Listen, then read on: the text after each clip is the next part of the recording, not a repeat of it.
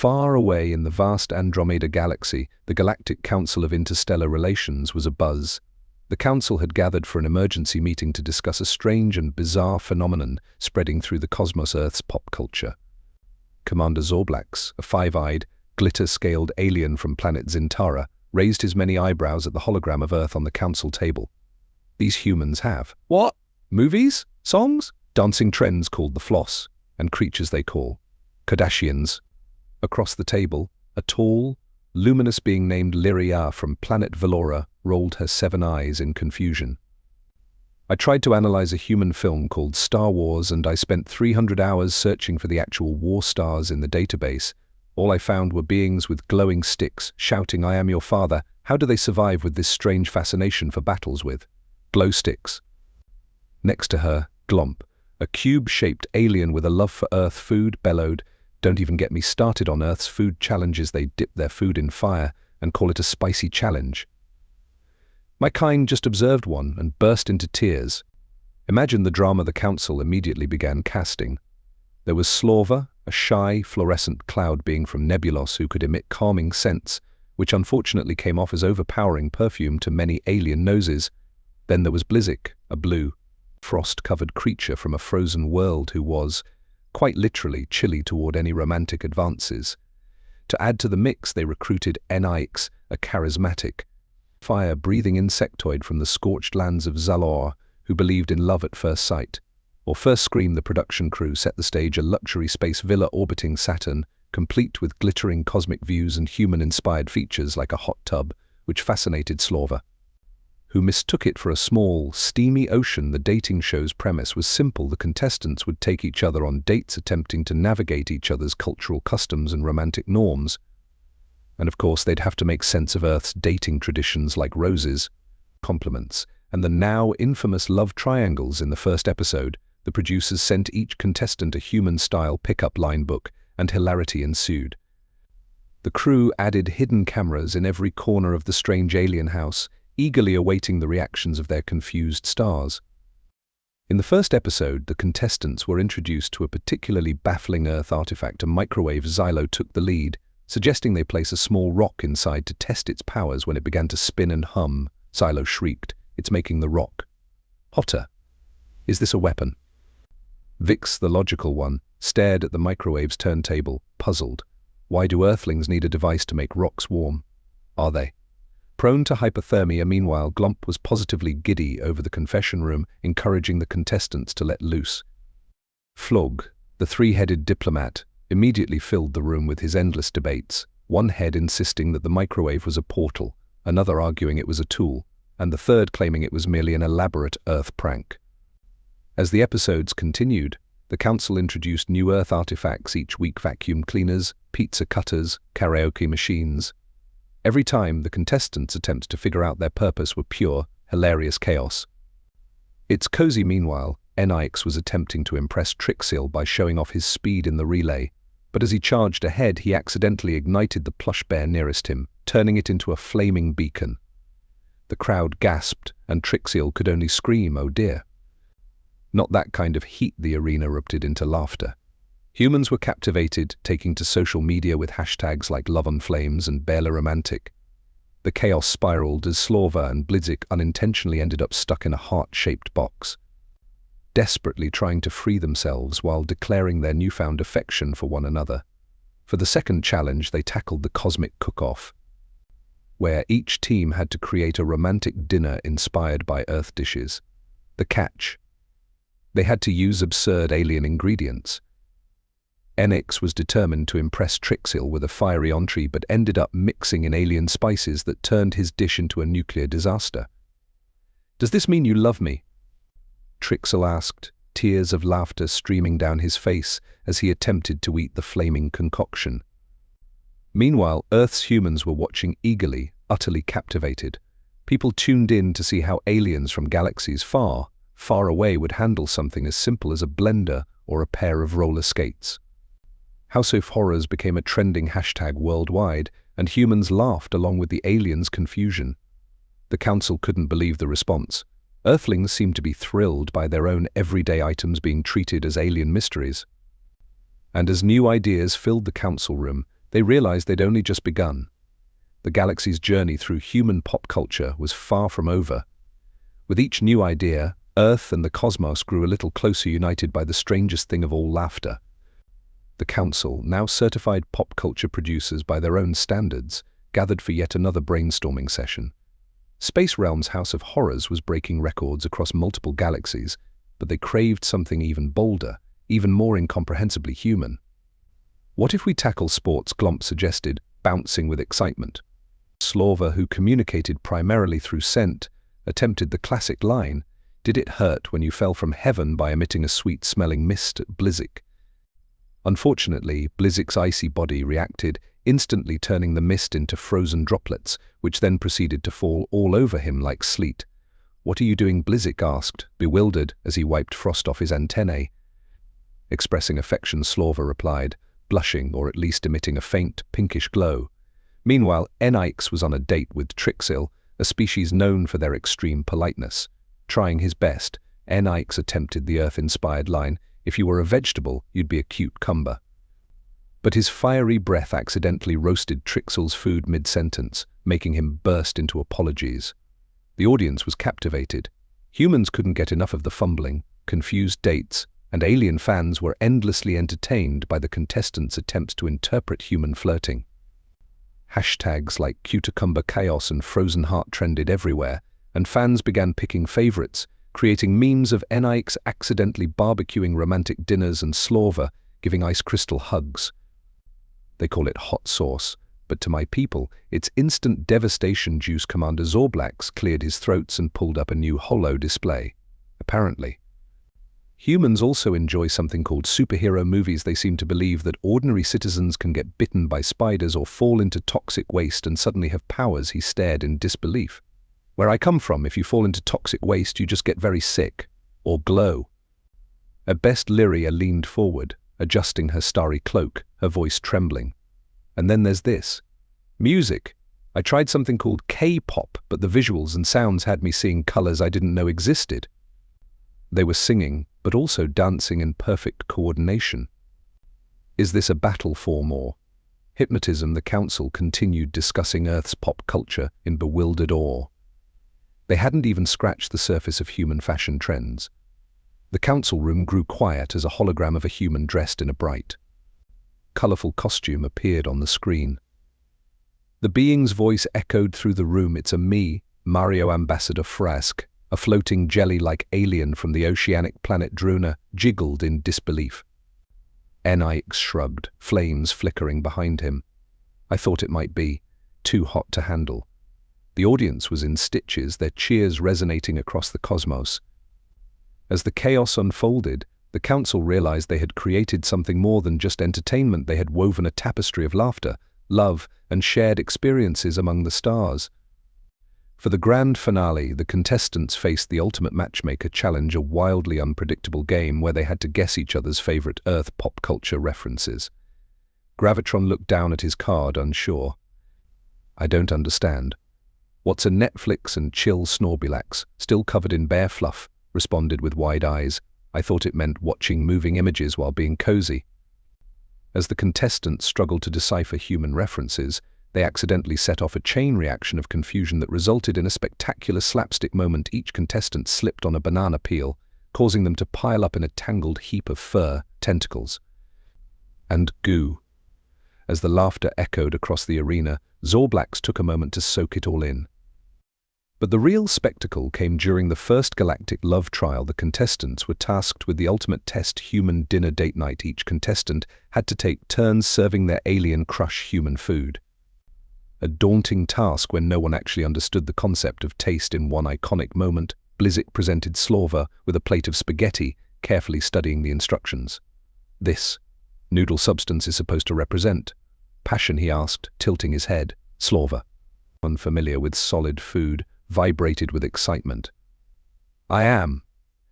"Tasting your emotions," she proclaimed, and proceeded to poke the spaghetti with one of her gaseous tendrils, causing it to disintegrate into vapor. In another scene, Enix cooked an entire pizza using his breath alone, accidentally incinerating it to a crisp. Trixil, ever polite, took a cautious bite and immediately tried to hold back tears. "It's Wonderfully warm, he managed to choke out, eyes watering from the intense spice. The finale of each episode featured confessional booths where contestants tried to process their experiences.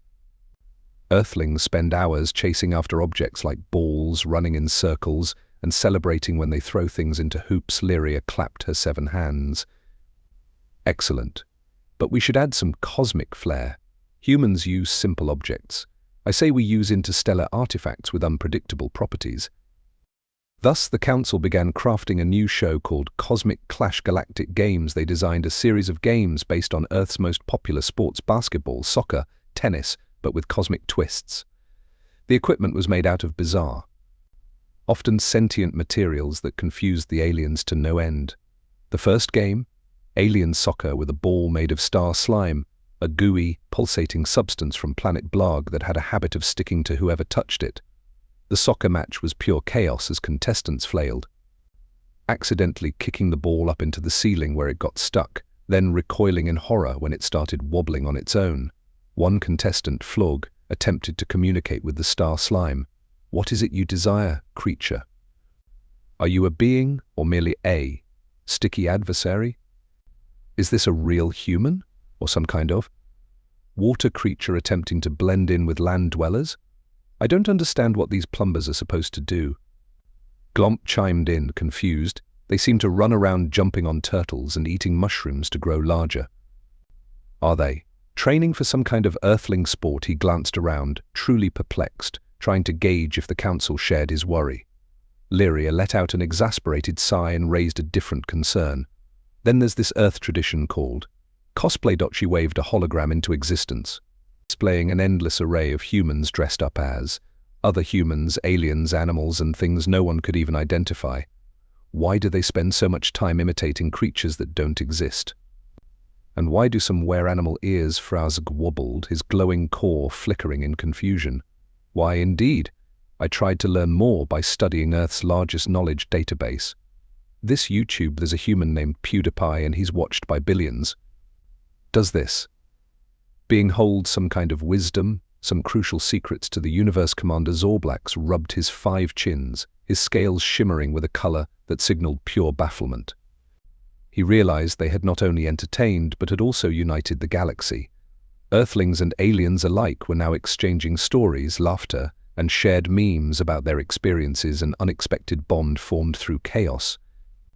In the closing moments of the episode, Zorblax addressed the viewers, a twinkle in his eye.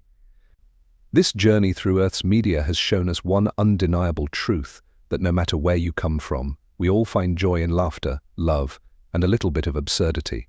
Together, we are one galaxy, united by the quirkiest of cultures. The episode concluded with a spectacular fireworks display across the cosmic arena, illuminating the stars above. The contestants, covered in remnants of their challenges, took a bow together. For the first time, they understood what it meant to truly embrace each other's differences. And so, as the credits rolled and the laughter faded into the starlit night, the galaxy celebrated a new beginning, a world where humans and aliens could come together in harmony, embracing the quirks of each culture, always seeking the next big adventure. To everyone's surprise, the star slime formed a mouth and simply belched, causing Flog to topple over in shock. Meanwhile, Frazcake, with his jelly-like body, had accidentally absorbed part of the slime and now found himself bouncing uncontrollably. He flew across the field, colliding with every alien in his path, while Vixt stood at the sidelines, baffled. Are these the rules? Is one meant to chase after a sentient ball with no regard for safety? The next match was Cosmic Basketball, where each player was given gravity-altering gloves to jump higher. Only, no one mentioned the gloves would randomly switch polarities, half the time. Players launched themselves into the air only to hover in place, or worse, get sucked to the ceiling mid-dunk, flailing helplessly. And, of course, Glomp's obsession with Earth pranks inspired a particularly tricky game of cosmic tennis. Instead of a traditional racket, players were given plasma paddles that emitted unpredictable bursts of energy. The tennis ball was a photon orb, which zapped anyone who made a bad swing, giving them a mild shock and a bad case of cosmic frizz. Blizzik, bewildered, commented, "I don't understand how Earthlings choose love. Isn't it just survival instincts?" While Slorva sighed dreamily, It's like every date is an adventure into unknown gases.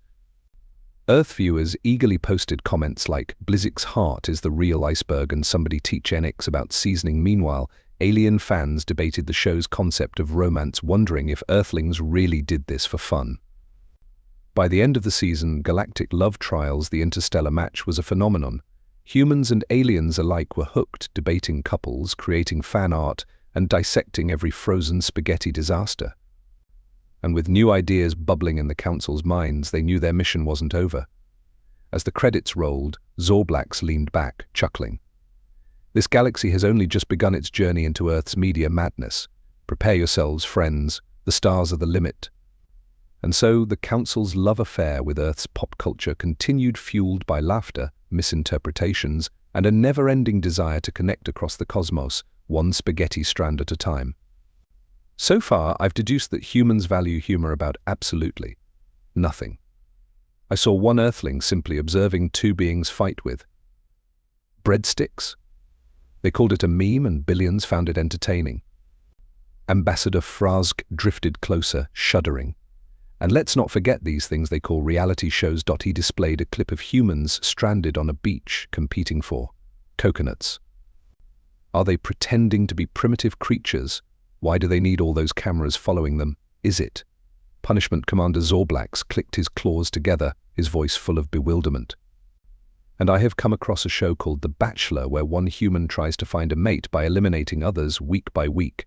Do humans actually need such gladiator-like events for courting a new alien? A shaggy, fur-covered creature named Throx from the planet Krimak joined in. And yet their obsession with fashion seems beyond survival necessities. Why wear shoes with blinking lights or garments that restrict movement? As the Council pondered, Glomp excitedly wobbled up to the holo projector again. The journey continued, and the cosmos buzzed with excitement, ready for whatever wild, wonderful escapade awaited them next. Earthlings were in stitches watching the matches. The hashtag Galactic Games shot to the top of every social platform. Humans posted endless memes of Flog trying to make peace with the star slime, Fozg ricocheting like a jelly ping-pong, and Xylo attempting a basketball slam dunk only to be trapped on the ceiling, his 12 arms flailing helplessly. As the Council reviewed the overwhelming response from Earth, a new idea struck Commander Zorblax. We must give them an inside look. Earthlings love behind-the-scenes drama. We should release interviews with the contestants, let them share their confusion. Leary gasped. Yes, a new show, Galactic Confessions Behind the Chaos. They immediately launched confessional interviews, letting contestants air their bewilderment over each game. Frazig, still recovering from the soccer slime, stared directly into the holocam, wide-eyed. You want to know what I think of? Soccer. Soccer. Soccer is a battle with a gelatinous demon. I fear I will never unstick myself. The Council roared with laughter at the contestants' comments. I have a new idea for an experiment. What if we created our own human pop culture tribute here in the Galactic Council? Commander Zorblax's eyes lit up with excitement. Yes, let us create our own movies and music, our very own spacetube. Will send it back to Earth and see if they appreciate our superior taste. And with that, the Council buzzed with energy, excited for their new plan to introduce the galaxy's unique pop culture into the mix, leaving the future of Earth's entertainment changed forever. The Council members got to work, each species eager to bring a taste of their culture into Earth's pop culture scene. Glomp, who had become particularly obsessed with human dance moves, insisted they start with something called the Galactic Shuffle. Will blend the worm with a zero-gravity hop. Glomp demonstrated, jiggling his cube-like body in ways that defied physics. Ambassador Frazk floated forward. We could pair that dance with some of our whale siren music. It's basically how my people communicate, just amplified. Very expressive. The Council had barely recovered from the frenzy of Galactic Love Trials when a new human phenomenon caught their eye. Game shows, and not just any game shows, the ones involving wacky challenges, oversized props, and ridiculous costumes. It was as if Earth had dedicated an entire genre to chaos, and the Council was intrigued. This is it, Commander Zorblax declared in a voice booming with excitement. We've tackled Earth's dating, sports, and heroes. Now it's time to master their competitive spirit. Let's create the greatest game show this galaxy has ever seen. They named it Cosmic Chaos, the Intergalactic Gauntlet, and it was set to be the most daring, absurd, and baffling spectacle in all of space. The Council designed a colossal arena on a moon orbiting Jupiter, complete with flashing neon lights, floating obstacle courses, and, of course, a cosmic scoreboard that tracked every contestant's points. The Council, however, was a bit fuzzy on what these points actually measured, so they randomly assigned them based on how entertaining a contestant's performance was. Commander Zorblax cringed as the first notes echoed through the council room, a deep, otherworldly hum that sounded like a mix between a foghorn and a star imploding. Every alien with ears winced as Frazik's voice hit a high note that could only be described as ear-splitting Fraz.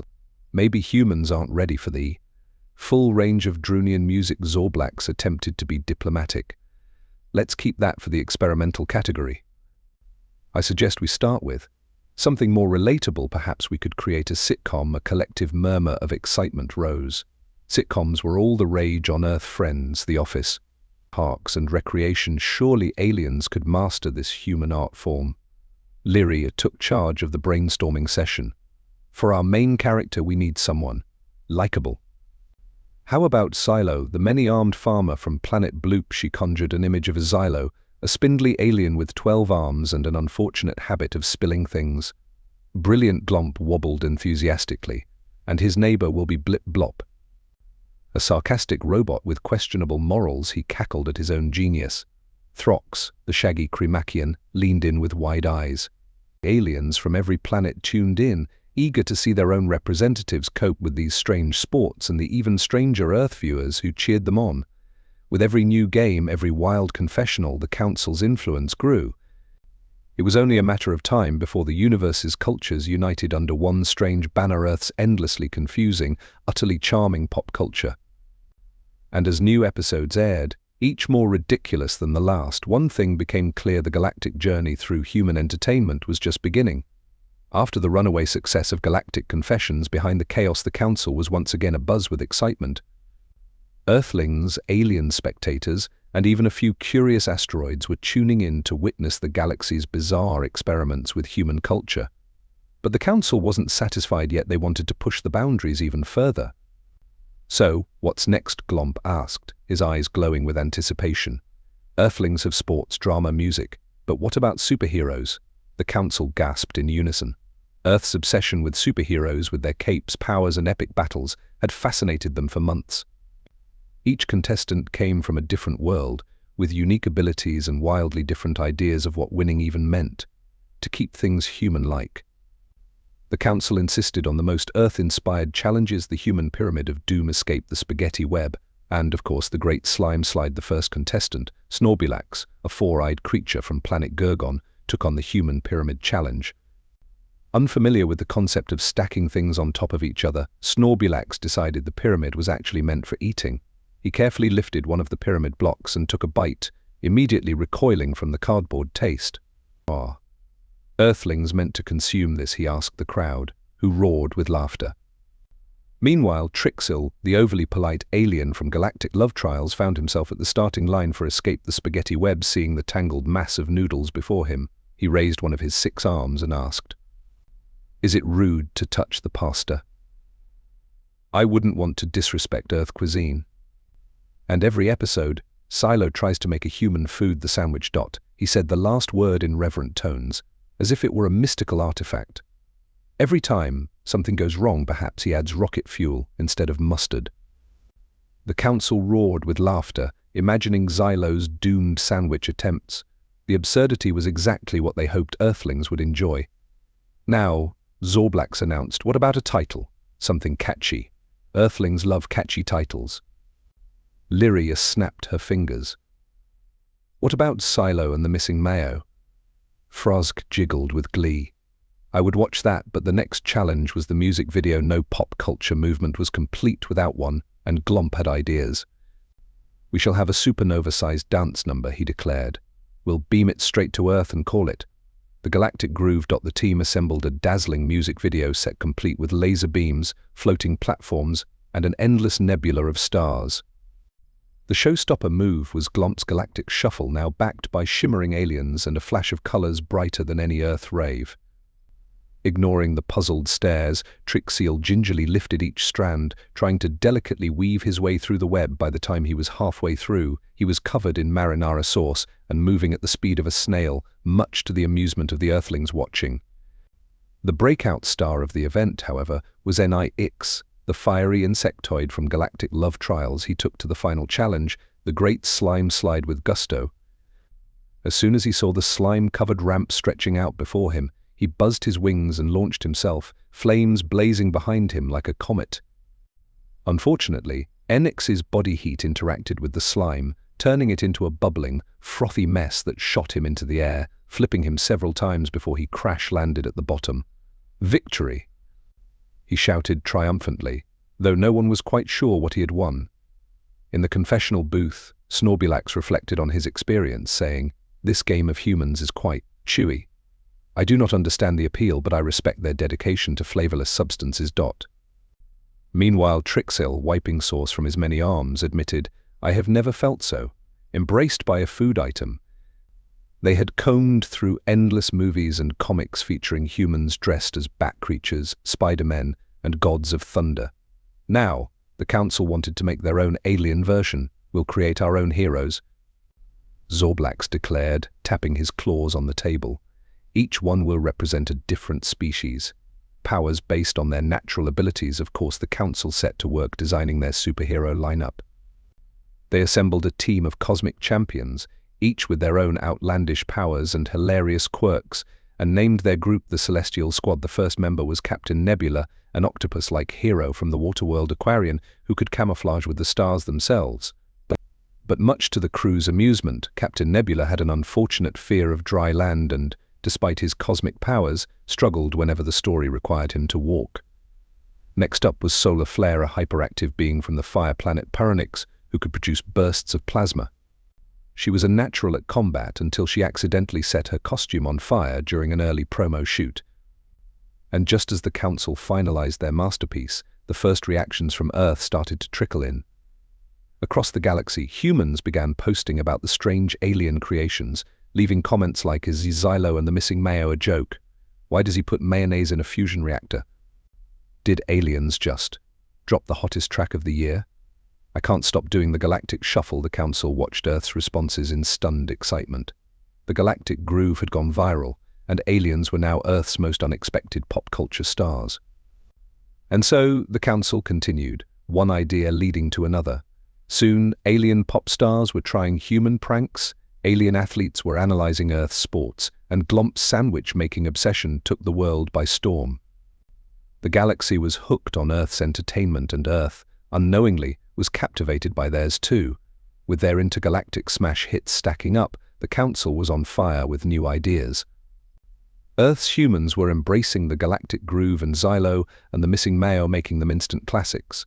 The next question was, what else could they tackle?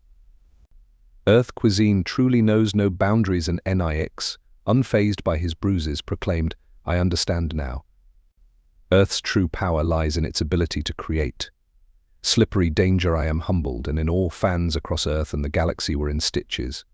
Hashtags like spaghetti stuck, Slideordi, and alien Gamasha mania trended for days. People couldn't get enough of the aliens trying and hilariously failing to take on human-style challenges. Earthlings posted endless edits, memes, and even fan videos imagining what their own favorite human celebrities would do if they were thrown into cosmic chaos. The council, riding high on their success, didn't stop there. Each week they introduced a new absurd challenge.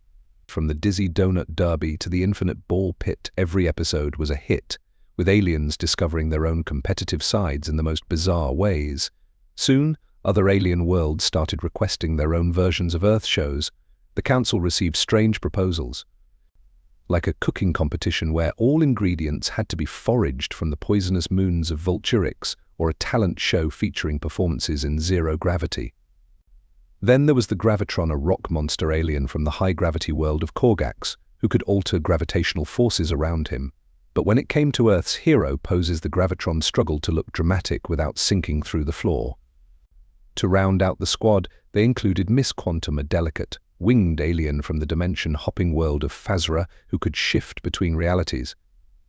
In theory, she was a formidable warrior, but in practice she kept phasing out mid-battle, appearing in random parts of the universe at inconvenient times.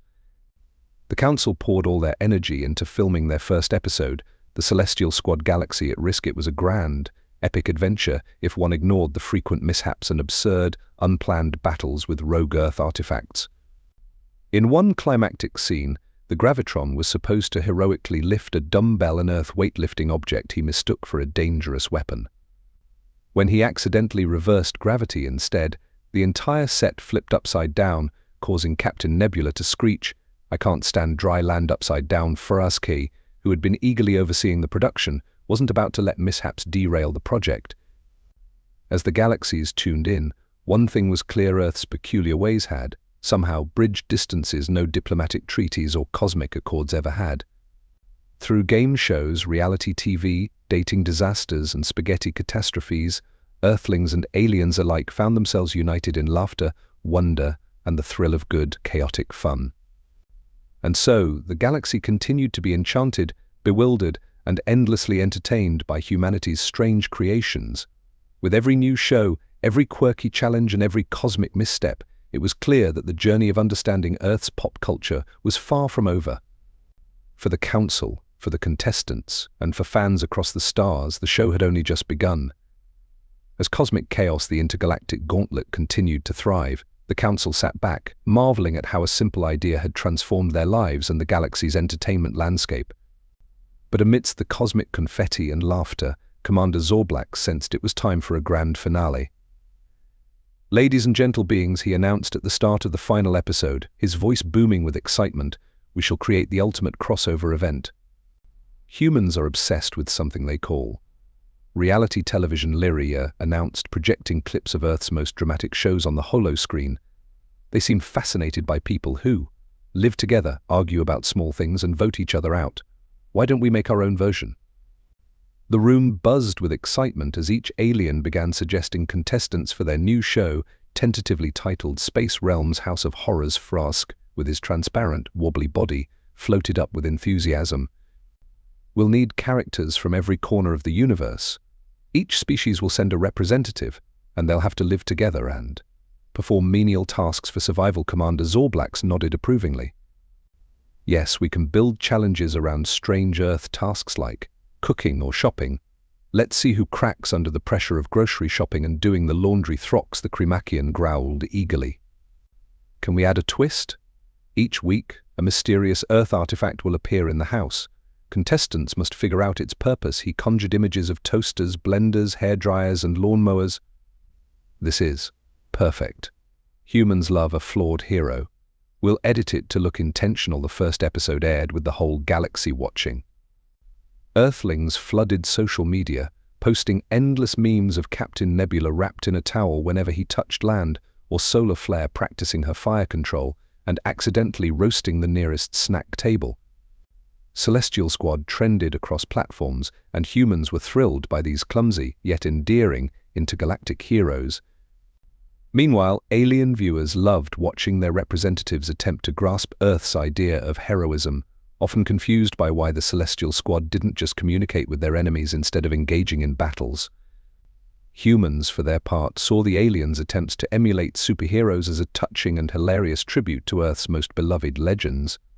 As the Celestial Squad continued to air, fans started sending in requests. "Can the Gravitron try parkour?" one human asked. "What would happen if Solar Flare went camping?" another suggested. The Council took every idea to heart, letting the heroes tackle these bizarre Earth challenges in increasingly chaotic episodes. And with each new episode, Earth and the galaxies beyond found themselves growing closer, laughing together at the quirks of their cultures. The Council members, formerly serious diplomats of their respective worlds, had unwittingly become pop culture icons, and they realized that perhaps, just perhaps, they'd stumbled upon the universe's strangest unifying force. A love for heroes who didn't always get things right but always got a good laugh. And the adventure continued, each episode wilder, each hero clumsier, and each alien more determined to understand the delightful chaos of Earth. The Council's next endeavor? The unpredictable, deeply peculiar world of reality dating shows. After the success of the Celestial Squad and their universal appeal, the Council couldn't resist the next popular genre: humans, seemed utterly captivated by romantic chaos. "We need a love show," Lyria declared, barely able to contain her glee. "But not just any love show, this will be Galactic Love Trials, the interstellar match." Commander Zorblax clapped his claws, his eyes gleaming with mischievous excitement. "Let's bring in contestants from every corner of the galaxy.